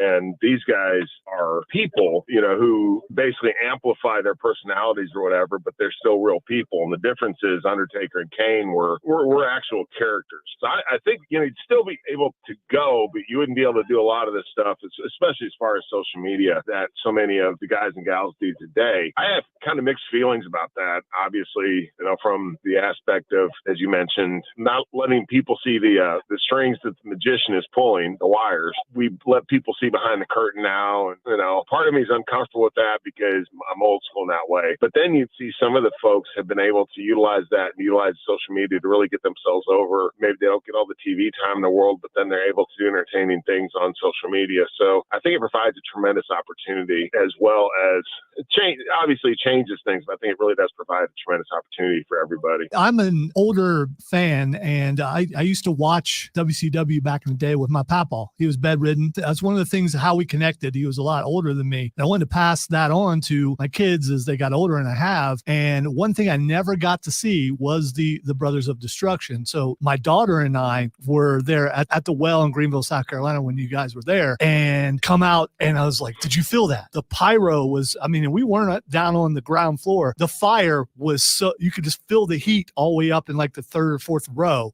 Yeah. How hot was it down there when you're in the ring? Was there ever a time when they first started using the fire where you had to talk to guys and go, hey man, can we back it off just a little bit? As far as the the pyro cues and everything, they weren't bad, and I think that I was always so wrapped up, concentrating on what I was doing, I wouldn't really notice that much. The Inferno matches were hot, obviously, because we're basically standing in the middle of a barbecue pit. But my pyro was loud, and you could feel it definitely, and it had the flame projectors and the flame wall when I would come out. But I never really noticed it that much. Remember one time they were trying to change my entrance and incorporated a lot more fire and wanted me to stand there in front of literally a natural gas wall, and it was I was there about 2 seconds, like, yeah, that ain't happening. That's way too hot. The thing that I think would always get folks was the concussion and the loud boom, and if you weren't ready for that, it even got me occasionally. We are talking with WWE legend Glenn Jacobs, a.k.a. the Big Red Machine Kane. There were so many different aspects of this character that you portrayed for so many years. And one of my favorite things was when we would get kind of a goofy, lovable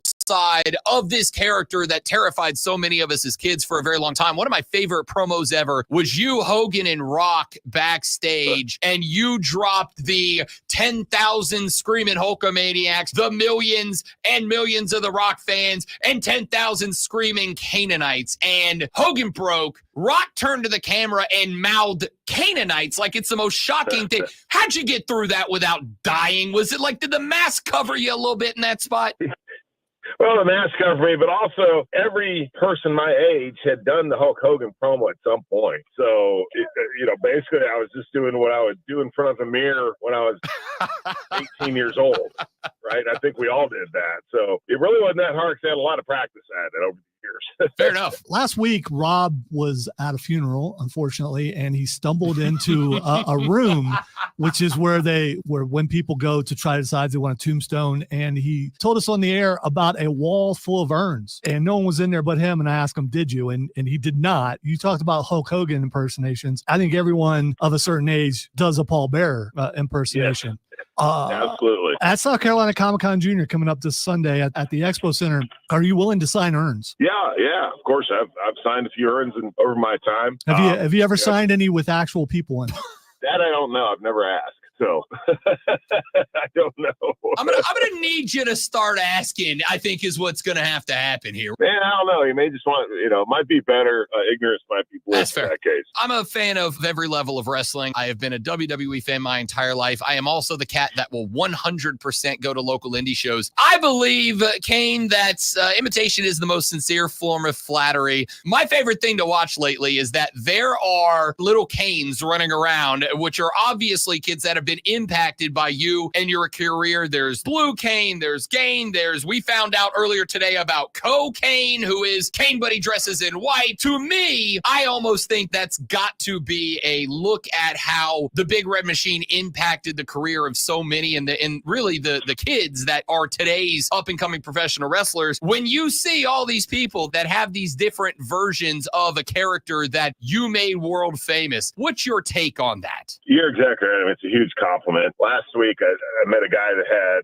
a tattoo of me and Undertaker on his leg, so like, wow, that's commitment, bud.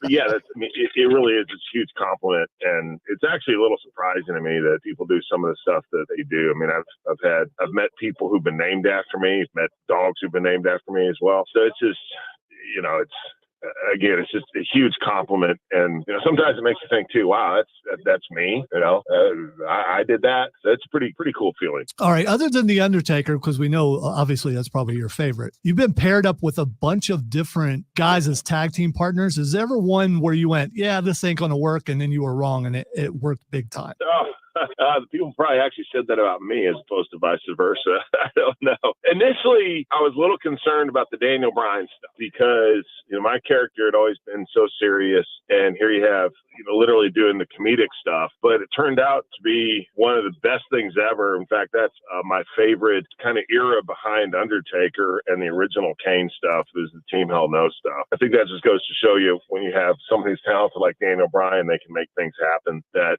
are somewhat unexpected. I'm glad you brought up Team Hell No. I was such a huge fan, and I thought it was great because I thought there was this opportunity for you to kind of stay with the roots of the original Kane and the menace and all that came behind that character, but also kind of explore this other side along with the character who was very serious at the time of Daniel Bryan, but also had this kind of fun behind the scenes off feel to it. When this whole thing was coming together, I know you said a little nervous about it, but once you kind of got into the flow and the audiences started chanting no, no, no, and all that, was there a point that you loosened up and you're like, damn, this is pretty cool? Oh, yeah. Yeah, absolutely. That's pretty much immediate. When you realize, oh, this is going to work and people are getting into it. The reason it worked is because you had these two characters that were so different. And as you said, for me, it really broadened, I think, what the audience saw that I could do. It wasn't just the mean, dark character. I could be funny, too. Now, mostly I was funny by just reacting to what Daniel was doing. But nevertheless, if you'd asked people 15 years before that,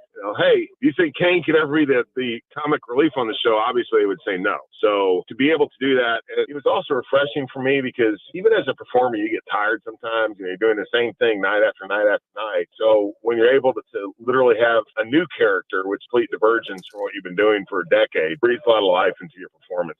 Last one, and then we'll let you go because I know there's a lot going on getting set up for SC Comicon Junior tomorrow at the Greenville Convention Center. Kane, I found obviously the character fascinating, and the mask was such a big part to not know the man under there, see the face, and then there's all the storylines from that Paul Bearer wove to interconnect you with the Undertaker and all that.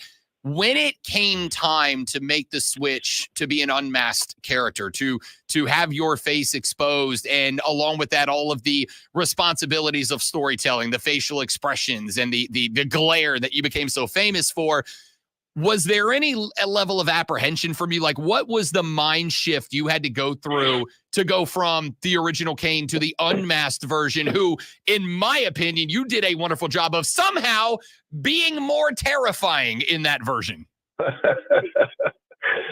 I wasn't anxious about it because I knew I could pull it off, but I was probably one of the few people. I mean, there was a lot of discussions. The character wasn't broken, so I tried to fix it, but I felt that I'd gone as far as I could with the mask.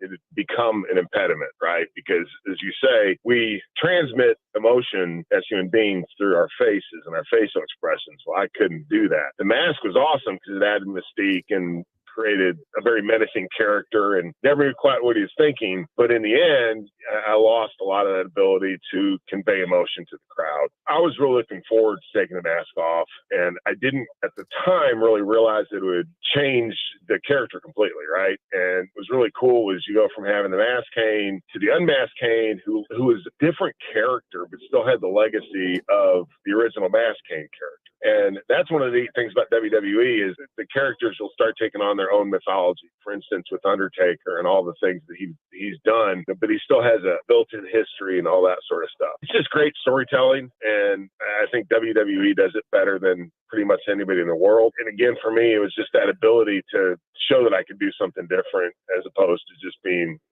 he's the guy in the mask. Well, I can do some other stuff as well. So when you pull the mask off, the hair is not exactly what we expected as far as where you were shaved on top of your head. Was that your idea or was that somebody else's? Yeah, that was actually wasn't my idea. I was supposed to be bald, and Bruce Pritchard thought it was great that I had half a head of hair, and then I was like, yeah, dude, I can't pull this off. So I made an executive decision to go ahead and shave the rest of it as well.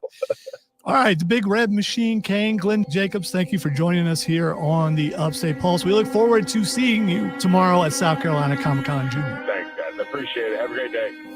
Join the Nerd Herd on the Flaccid text line at 71307. This is the Upstate Pulse on News Talk 98.9 WORD, the voice of the Carolinas. With Cybersecurity Awareness Month winding down, LifeLock wants to remind you to update your software. These updates are used to patch up security issues that identity thieves can exploit to gain access to your personal info. But for comprehensive identity theft protection, there's LifeLock. LifeLock alerts you to more uses of your personal info and fixes identity theft issues that arise. Start your 30-day free trial at lifelock.com. Use my name as your promo code, Clay. Go with your gut. Your dog's immune system is based in the gut. A diet lacking in nutrients can cause itching, scratching, and a weak immune system. However, there is a solution. DINOVITE, Dinovite. For South Carolina fans and for Clemson fans. And would you want your team represented on your urn if you were? And it's like, I don't know. I mean, So I'm going to self-confess. 30 seconds of ads went out on the stream. Okay. Literally because I was playing Word 1 through the... Well, we appreciate your honesty. I think we'll be okay I believe so. because I've accidentally left them on before. So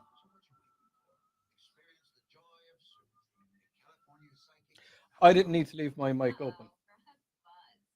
It's going through the board anyway. It's coming out on 4. no, you just needed to leave it in utility or 4. Or No. whatever it is. You did. I left it in it, but I didn't need to. Did. In Didn't. order for the stream to hear it. Yes. No, that's because Word or Wide Orbit. Yeah, one but was in. still, that your computer is where is this is why we're muted and you're not. Your computer is the one that's feeding StreamYard. Oh yeah, no. So no, all the no. audio goes into Yes. your computer. I needed on StreamYard to be unmuted, but I could have turned off. Well, you left your mic on? I left it open. I didn't. I wasn't open for like if I talked to the one that heard it on the radio. But Well, I you could have- know, if it's in utility and you pull the fader down, they can't hear it. If it's in I 4 could've and you just pull the I fader could've down, just taken it out of utility. no, it needed to stay in there in order for them to hear it. Don't think so. Okay. I'm just You're halfway wrong. through it. I was like, well, I just yeah, but it didn't. So did they hear it or did they? Oh, not they heard hear it. Yeah, they heard it because I was listening to it on the.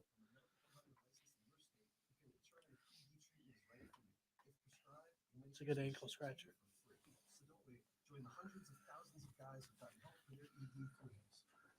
The outer coat's a bit tight, so I don't want to bend. 95% off brand name prices. Go to hims.com/joy. That's hims.com/joy for your free online visit.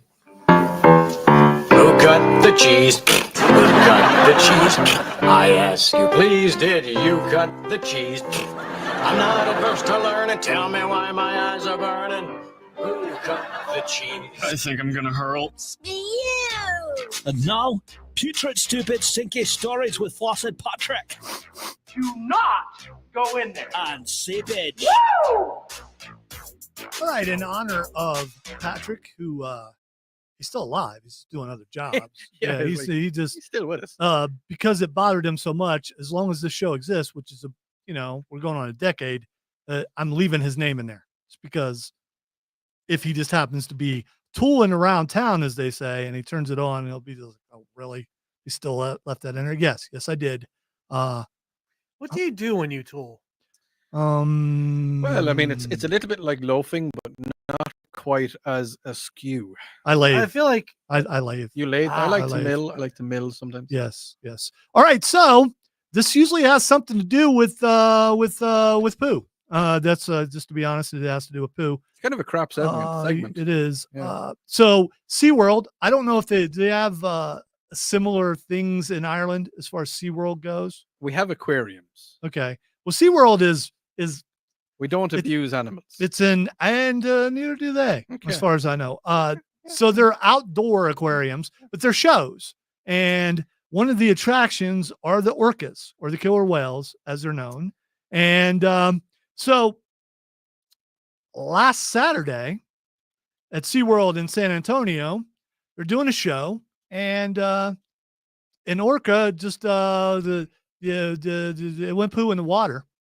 And so it went poo in the water. And one of the attractions is what they do is they will the killer whales will and the porpoises they will throw water onto you if you're on the front row. Did they? So it pooed in the water and then it sprayed everybody in the first 3 or 4 rows with the poo. The poopy water. Yes. They got hit with the brackish water. Oh no, there's no brack about it. All right, according to the This is story, just poopy water. naturally, SeaWorld's faithful love getting soaked by the orcas and dolphins as they perform tricks, but this was a painfully different situation. As one guest in the splash zone put it, we expected to get wet sitting so close, but not like that. It smelled awful, and people were gagging. So I can just is it solid or is it more liquid? It's liquid. There's video. I didn't watch it. There's bits in it. Yeah, well, of course. Big clumps. Not shockingly, video of the filthy encounter has gone viral, and SeaWorld is in cleanup mode, saying the visitors who got crapped on were taken to a decontamination area where they got soap, bottled water, and towels. As for clean clothes, they could buy some at the gift store. Of course. Yeah. Officially, SeaWorld says, we regret the unfortunate event or are taking every step to ensure the safety and comfort of our guests. Our team followed established protocols to minimize health risks and will review our procedures to prevent this from happening again. Okay, so. And then the whale went on to say, we are sorry for pooping. I think that might be a direct quote. I speak whale. Okay. Are you Aquaman? Yes. I wear green spandex. Yes, I do. You have. You've done I sometimes wear. All right. Dave says on the stream, it's a giant fish tank. It's not like the fish poo and listen in a pool. Here's the thing. I mean, have you ever had to clean a fish bowl? It stinks. Yeah, there's quite a bit down. Imagine we got a floater. Imagine that landing on you as you're watching. Also, imagine if your mouth was open. Killer whale, decent sized creature. Pretty big. Yeah. Orca, if you will. If something's bigger, it has bigger poo. Proportions, people. Proportions. I think that's pretty much it's a rule of life. Be fishy, wouldn't it? I think it'd be more than that. I wouldn't be very chummy after that. Yeah. It's that was terrible. It's not good. It's not good. I feel like the segment's a wash. Yeah, I'll play roundtable. Why are you messing with the fantasy? We know about the reality. Don't ruin the fantasy, okay? The Upstate Pulse presents the Nerd Roundtable. Allow me to elaborate. Because the guys from your high school debate team need to lay the smackdown. Are you familiar with the Drake equation? The one that estimates the odds of making contact with extraterrestrials by calculating the product of an increasingly restrictive series of fractional values, such as those stars with planets, and those planets likely to develop life. N equals R times FP times NE times FL times FI times FC times L. Yeah, that one. You might want to get out your tape recorder, because it's going to be historical. Come on. If you're watching on the stream, hey, sometimes when you come into the house, you take your cloak off. Sometimes you just got to flick your cloak. Yeah, that's what that was. Yeah, well, it came loose. So, it is a weight off my shoulders. All right, Nerd Roundtable, where we ask some questions and debate the answers possibly. All right, Odie, how would you kill a zombie? Would I? How would you kill a zombie? I would use one of my pew-pews. The what? Pew-pew. Okay. Where would you shoot the zombie? Right into the brain bone. Okay. All right. What if you didn't have a gun? What if zombies were to show up here? And of course, you don't have a gun in the studio because that would be against the rules. So what would you do? I would bore them to death. Where would you find the board? Well, see, I'd be fairly okay because, they hunt for brains. So, I'm fine. Cameron, how would you kill the zombie if the zombie was coming through this door right here? Brain. How would you kill the zombie? Well, let me tell. Well, at the moment, I have a nice blunt weapon in my hand at the moment, so I'd be fine. I could seriously, man. I told you about that before. Look, I know how to use this weapon. Okay, it's a cane. It's pretty heavy too. So it's quite if long. I get it, because the other thing is people. You got distance on it. Bludgeoning weapons, I feel like would work better on zombies anyway because they rot over time, so their structure isn't going to be as good. So you're basically just popping balloons. All right, so I get what you're saying, but here's the thing. You don't know how fresh the zombie is. I guess you can look at decomposition and go, okay, the nose is gone and, and there's an eyeball hanging out. Chances are this has been a zombie for a while. But when zombies are raised, they may already be in that state. So I don't know. I don't know how soft their heads are. See, I think when zombies do come onto the face of the planet and they do start eating people and attacking people, they're all going to be wearing hospital gowns. So their butts are going to be hanging out, and they're going to be in bedclothes because chances are they were sick, at home, sick with the flu or whatever they thought it was. And then they turned into the zombie faces, and then they're coming out. So they've got like pajamas on them. Well, obviously you've never seen Thriller, so So some it's- of them are going to claw their way out of the grave. Not in See, South yeah, And Carolina. those guys are going to be wearing nice tuxedos. Not in South Carolina. It's the attack of the Donald Ducking zombies. Because when you're in South Carolina and you're buried, you're put in your casket, and you were also put into a vault. So you ain't. You Not can always. escape the vault. You can definitely escape. Yeah, but That's not. It's concrete. Yeah, I know it's concrete, Yeah. but zombies are strong. Are they though? I don't think they are. They haven't eaten in a while, and they'd be fairly skinny now. I Here's- know a here's the zombie thing. be. A fresh zombie would be the most dangerous. All right, here's the thing. Let me rephrase. World War Z zombies. Oh God, no! I'm running. There is no fighting that. Yes. There is no beating that. That's just you wait until they all die off. To quote Samuel L. Jackson, to a certain point, you will be using. I like the look that he gave me. You will be using AK-47 when you absolutely, positively have to kill every zombie in the room. Expect no substitutes. All right, Cameron, how would you kill a vampire? Oh, I just bathe in garlic and holy water constantly. All right, so there are movies, including Lost Boys, one of my favorite vampire movies of all time, where they say garlic don't work, boys. That's fair. Well, having something to replicate the light of the sun as well would possibly work. Yeah, but what if they're Twilight vampires? Yeah, Then- you don't need to kill those. Then it just goes. No, they go, just turn into sparkles. they scutter off and do emo things. All right, I would vampire spend- bursts into his room. Odie, Yeah. how you killing the vampire? I'm gonna stake him through the heart. With what? Whatever I have. Okay, you look around. Do you see Chicken. something that you could stake? The That's made out of metal, though. Why are we caught unawares here? Because are we hunting the because vampires? here's the thing. This is how we would be caught unawares if a vampire bursts through the door. I actually think I'm gonna redact my statement. I'm gonna throw Brian to him. Brian, our intern who's sitting here in the corner. Yeah, but he's not fat. Usually that's how you get away from a Yeah, zombie. but he's Yeah, wiry. the vampires don't care. They care about blood. Yeah, they do. Brian is wiry. He wiry. seems to be the healthiest person in this room. He is, so- and he would take a vampire. All right, I'm looking around trying to find anything made out of wood in this room. I think we would be in trouble. Uh-huh. I know, is cardboard kind of wood? Yeah, I mean, it's paper. It's hard paper. Yeah, I mean, it's came from a tree. So if we balled the posters up, or maybe like caught an edge. No, see, here's the thing: we wouldn't invite the vampire in, so he can't come in. Yes, but someone, Ben might be downstairs on his way out from running Furman, and the guy might go, "Hey, I work here. Is it okay?" Yeah, And good he'll idea. say, "Sure, bro." He'll say, "Go ahead, bro, going in." Yeah, but and then, then see, the door to the studio is closed. So if there's he also a opens it, thing, I'm I'd be like, no, you can't come in. You got to invite them into your house. Yeah. Can they just walk into a business? No one lives here. This is my house. Only during business hours. Yeah, this is a business. It's not a house. So you always hear you must be invited into a home. They never say anything about businesses. Well, I'd imagine if they have open business hours, they could. But if the business is closed, then they cannot. Because it's a rule of hospitality with them. I don't know. I just thought of that. It's like how the Fae work. All right. Speaking of the Fae, here we go. Odie. Right. Where's the music coming? This music is coming because, as you know, Odie is the all-knowing of everything from outside of these United States of America.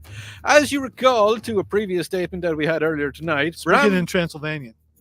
As you recall earlier tonight, You can't say that. we found out that Bram Stoker, who wrote Dracula, was from Ireland.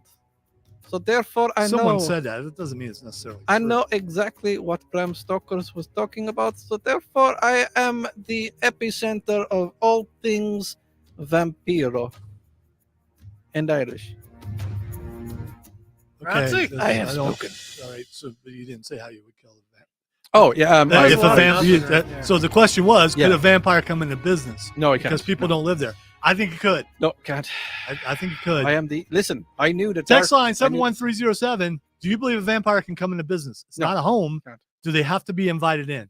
Can't do it. I think they can come into a business. No, not even slightly. I see. Mark says they cannot come. They can't come. They can't enter uninvited. But here's the thing: it always says into your house. I've never heard you can't come into my business uninvited. Well, I mean, that was like the old fairy tale because I mean, they never really talked about businesses that much back in Listen, the day. somebody years ago, back in the day, had the consent conversation with vampires, and they just kept going with it. So if you don't consent, they can't come into your house and kill you. All right. Dracula put out the rules to being a vampire. That was one of the rules. All right, Odie. Yeah. How do you kill a leprechaun? What you do, right? Oh, my bed is gone. What you do is you choke him. What? You got to choke your leprechaun. Both hands choking your leprechaun. That's the only way you can kill him. You squeeze the gold out of him. You just gotta asphyxiate him. No, you can't call it that. All right, You have so to I call don't it know why choking you your own a leprechaun because leprechauns are people too, and you can't be. This is 2024. You cannot own a leprechaun. I never First of owned all, one. You choke on a said random your wingman. leprechaun. When- that when would you imply catch him. ownership. Yeah, but when you catch him, you see, the first thing when you catch a leprechaun, first thing he's going to say to you is, "I am now your leprechaun. What will you want from me?" And you'd say, "Well, your gold." And he'll say, "Well, if you let me go, I'll give you my gold." And that's when you grab your leprechaun with both hands and just choke. All right, also like so to make an amendment. I still don't get it. We need to take a break because it's almost time for lightning round. It is. We at WRD and Odyssey do not condone the ownership of a person. No, leprechauns aren't persons. Or strangulation. Leprechauns aren't You listen to the Upstate Pulse right here on News Talk 98.9 WRD, the voice of the Carolinas. Leprechauns are not persons. We should know because Brian breeds them. What are they like? You can't breed people. That's not Also evil. that's called slavery. Who did you bring to us, Odie? What kind of terrible person? The leprechaun herder. Also, it's not choking the leprechaun; it's strangling the leprechaun. You choke on something you're eating that kind of goes down your windpipe. Choking him. All right, that's enough. Sorry. I was actually making a Yeah, Brazilian it's stew no, reference. it's enough. Okay, cool.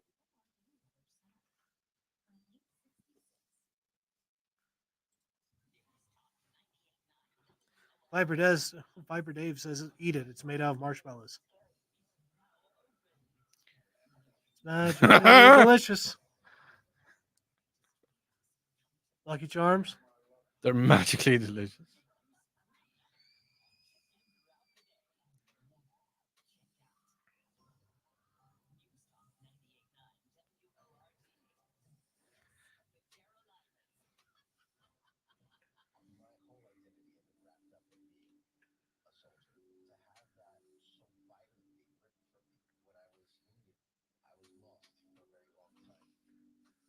Chris, don't tap on the window. I don't want you to tap on the window. We already talked about tapping on the window.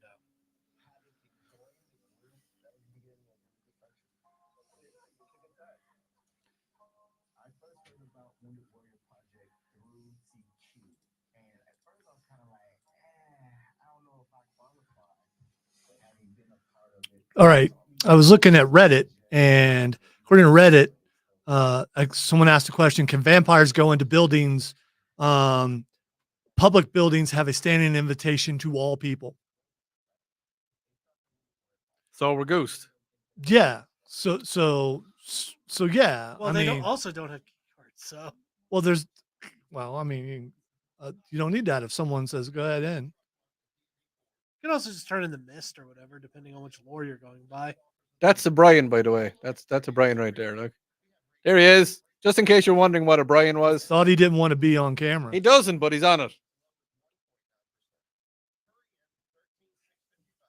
And yes, it is for Irish mafia reasons. There's another thing. Vampires do not need to be invited into public places. So I always enjoy when I have questions that other people have had. And the internet is to find answers. And yes, I know vampires don't really exist. But They finance you? Do what? They finance you? I'd imagine vampires would be pretty good at finance.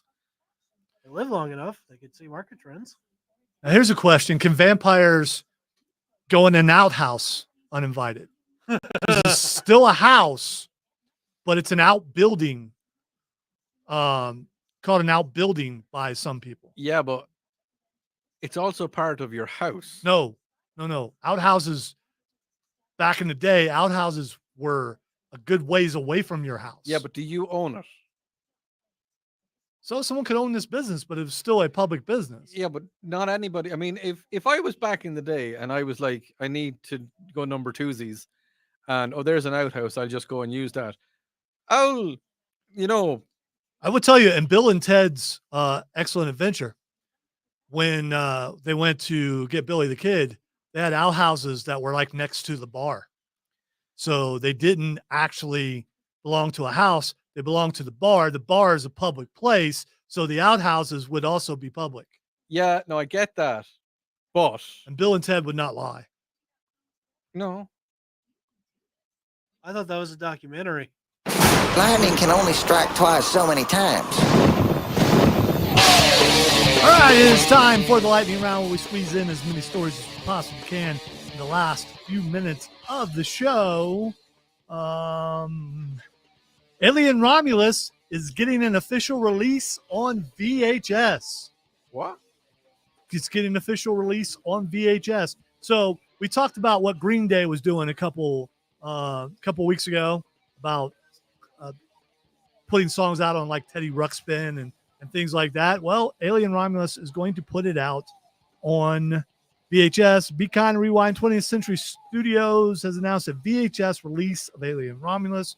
For some of the younger IGN readers, because I got the story from IGN, VHS is video home system. The question is, does anyone in this room have no. I do. I don't. Yeah. I had one. I'm sure I- my wife has one. I don't know if it's function. Well, I don't have it hooked up to anything. So the other thing is being able to get it to work on a modern TV. So Well, they have the composite, like red, yellow, and white boards available. some of the old VHSs. I remember our Yeah. VHS used to have a SCART lead. SCART cable. I don't know. Was that a thing over here? Like a 24-pin cable. Coaxial. Yeah, coax. Yeah. Also, a horror movie being out on VHS just enhances the horror. I think it does. Because the old grainy bit of footage. So would you buy something like that because you know it's a collector's edition, knowing you can't watch it? No, not even slightly. Some people will. I don't think they're going to put that Depends out on how without. into it you are, you know? If you're a big Alien fan. All right, one of the places that everyone around here says you have to go, and the chicken is good. I'm not gonna, but I don't have to go there. And they say the lines go fast. They don't. Chick-fil-A is putting out their own streaming service. What are they going to stream? In November, is it includes animated shows, podcasts, and more. A number of original animated shows, including Evergreen Hills and Chick-fil-A Cows, scripted podcasts, including Hidden Island, a handful of cooking shows, and interactive stories. So this is going to be an app. It's going to be a streaming service. Doesn't say how much it's going to cost. I'm wondering, will everyone around here say that you have to watch this because it's the best thing on streaming? What are they going to do on Sundays? That's a good question. That's a very good question. Are they going to be live? No, that is an excellent question. I can't. didn't read that in the story. They can't. Of course, they can't be live, but will they play replays, or does the channel go dark on Sunday? I reckon HGO is dark. Does it come back online at midnight Monday morning? Monday morning. That's a good question. I don't know. Very good question. I don't know. Chick-fil-A, if you're out there, you can text us in on 71307. You can do that. You absolutely could do that. All right. Bring some burgers. Be nice. The king of instant ramen has eaten instant noodles daily for over 30 years. So this dude will eat instant noodles. He's a Japanese dude. His name is the Noodle King. Saku Sekisei Oyama. Yama. Yeah. And so he eats a cup of noodles every single day. What is the one food, Odie, that you could eat every single day? Oh, talk about throwing me on the bus, onto the bus, around the bus, corner of the bus. I could say pizza, but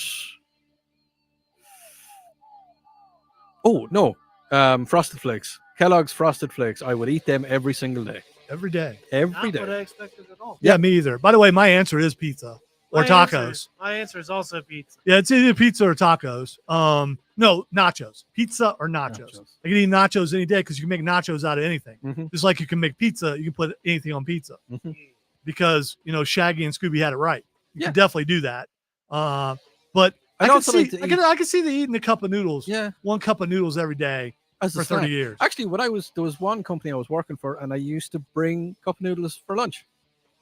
I will say I eat tater tots almost every single day. Yes. So my morning breakfast is comprised of 10 tater tots, 1 egg, and a half of an English muffin. And I eat that Monday through Friday, and I've done that for 10 years now. What do you do with your other half? I'd put it back in the thing. And then you eat that the next day. Yeah. Okay. So I can make a whole thing of English muffins last a couple weeks. Nice. But you got to get them fresh when they first come out, not near their end date or they turn green. And that's then they turn into Irish muffins. All right. Dave says mashed potatoes. Potatoes. You could eat mashed potatoes every single day. I am also down for this. I would eat bangers and mash every day. All right. Explain what a banger is to people. The food. A sausage. Is it? Okay. Made from what animal? A porky sausage. Okay. Pork sausage. Okay. Why do they call it bangers? I don't know. Okay. It's an English thing. Well, Seamus likes them. Well, yeah, he does. Absolutely. All right. A John Wick prequel anime is in the works with Keanu voicing it. You see, yeah, it's great that he's voicing it, but I'm not a massive fan of when they go from live action to animated. Truth be told, I'm not a great fan of when they go from animated to live action. I think leave it in the one media. Possibly. I don't mind if the voices are good. In this case, if he's in it, it's probably going to be pretty good. Well, we know that he's a good voice actor. We do because we've seen him in video games, including Cyberpunk, where he's Johnny Silverhand. The least Keanu I have ever seen. Yeah, he's it's rough. Why are you but saying such mean things to me, Keanu Reeves? He does a really good job with it. All right, the Blade project has finally been killed. It was scrapped, wasn't it? Only been one Blade. So now, only ever gonna that's be right. one So Blade. Wesley Snipes is now still the only Blade out there. Did you finally see that movie? I can't remember. Blade? No. Which one? Wolverine and Deadpool. Not Tom. You still haven't seen it yet. No, I'm not paying. So you have no $24. idea what we're referencing. Not even Throw slightly. my hat at him. I cannot fathom paying $25 to watch something at home. Just can't. Yeah, I get that. Spider-Man 4 is going to be out July 2026. So it is actually happening. Tom, who is the best Spider-Man? Who's the best Spider-Man? I don't have a dog in this fight. You don't like any of the Spider-Man? It's not that I didn't like them. I like the movies, but yeah. You just don't care enough? Not really. They entertain me. Really entertain me, but I think all the Spider-Mans that have been good. What's the little kid, the new guy that was in Avengers? Oh. Yeah, I like him. Yeah, he's my favorite. I do like him. So I think he's the most comic book accurate. All right. Speaking of comic books, South Carolina Comicon Junior happening tomorrow, 11 a.m. to 6 p.m. We will be there. You should be there. $15 at the door, $10 to park. Kids 12 and under get in free. Go have some fun. And if you see a hipster, give him a hug. Thanks to listen to him tomorrow night. Instead. Well, you could do that. Also, Sunday nights with Odie. Tomorrow night, 8 to 10. Make sure you check that out. And hug a hipster. Hug a hipster. Hug a hipster. Thanks to everyone for tuning in. Thanks for everyone on the stream. And have a great weekend, everybody. What was the pointies? Was it? I don't know what you were doing. I was making sure you were watching the clock. Oh yeah. Did he? Huh? Did he watch the clock? Well, it came out on time, didn't it? Oh, okay.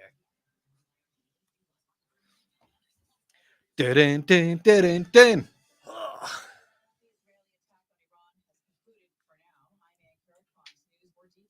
Well, what you think? Easy.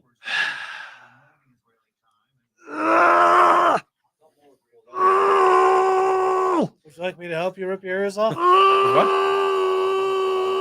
Oh. Lonzo is now removing his ear cavities. He has done a Vincent Van Gogh. Do you want me to do it? I'll just do it. Friends, Romans, countrymen, lend me your ear. Sherwood Forest. Your ears. Oh, this one We didn't land in Sherwood Forest. This one's got hair Forest stuck in landed it. on us. So this I'll do one, it. I will take pleasure in doing it for you. Yeah, I bet you would. No, I'm good. Okay. Disgusting. Oh, it really does have hair in it. Would you like some help or? No. Do you want someone to rip a bandage off of you? Yeah, No. I like No, it. but that constantly happens. I enjoy it. Oh. Oh. Oh, I can hear it. Oh, That's nasty. it's like ASMR for people who are masochists. Oh, man. Now I'm just going to insert this knife and remove All your right. ear. Thanks to everyone for listening to our show. And we'll be back next week and stuff. And see you tomorrow at See you South Carolina later. Comic Con. Bye. And goodbye.